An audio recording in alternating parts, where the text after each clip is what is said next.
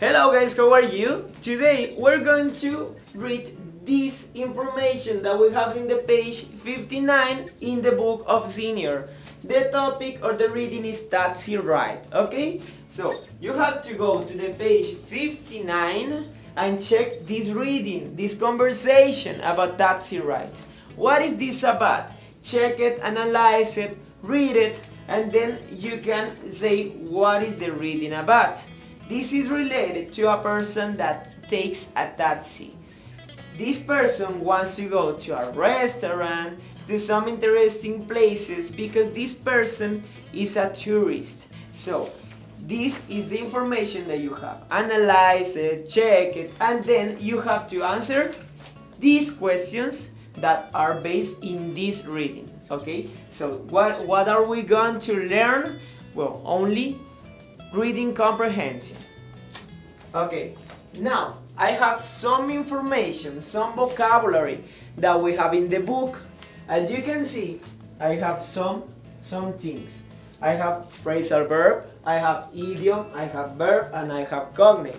These are different elements of grammar that we are going to analyze in base of the information of the vocabulary that we have in the book. The first is pull over. Pull over is a phrasal verb. Do you know what is a phrasal verb?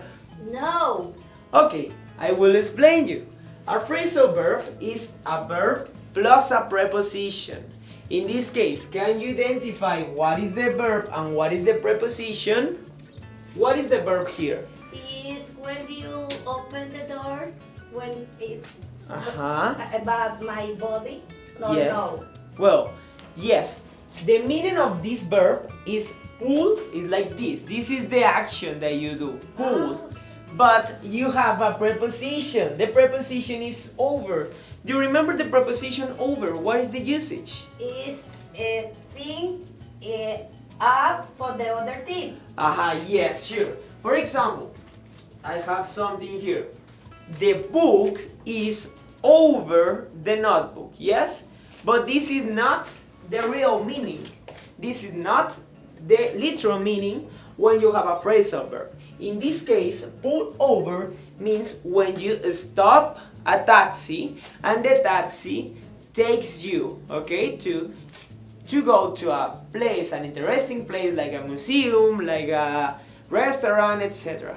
So this is the meaning of the phrasal verb pull over. We have a lot of phrasal verbs that we have to learn. They have different meanings and they are very interesting. We have also the second word or the second idiom. This is down to an art. We have seen idioms before. What is an idiom? Do you know what is an idiom?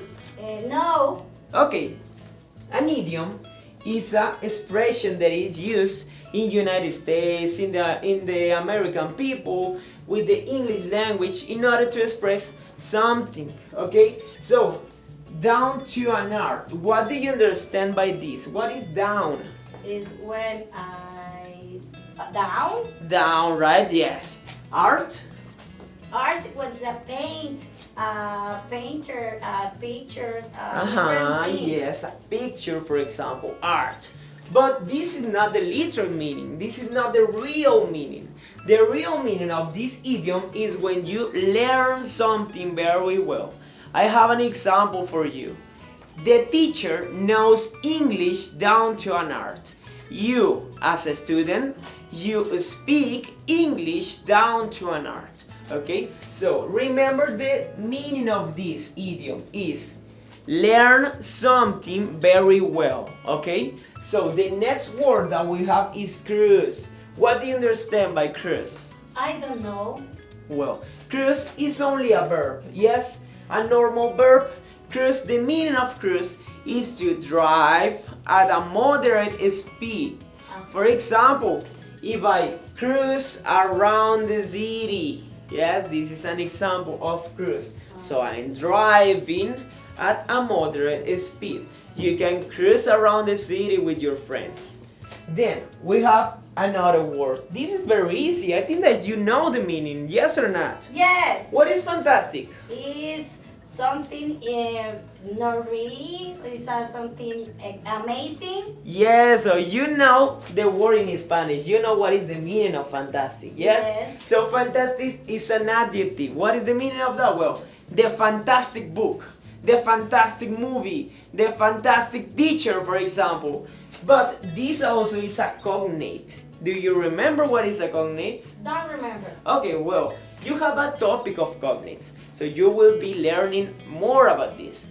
But a cognate is something that is almost the same, so it means that it's similar in English and in Spanish. So, fantastic is similar in English and Spanish or not? Yes. Yes, it's very similar. So you have fantastic and in Spanish you have the word fantástico. Yes? So it's very similar. So it's a cognate. Yes? So the next thing that you have to do right now, as I told you, you have to read this information, comprehend, answer the questions, and then to finish, you have to answer the vocabulary activities. You will have more vocabulary. You will have cognates, you will have adjectives, you will have another idioms, nouns, etc. So you have to learn. You have the vocabulary and you have the definition. Then you have some vocabulary activities. What is the meaning of this? That they are only activities that you have to be accomplishing in order to say that you understood the vocabulary. And that's it. Then you finish with this part of the book. That's it, right. Thank you so much for watching this video. If you have questions, if you have doubts, if you have problems, you can write here in the comments and then I will be reading it. Thank you so much and goodbye.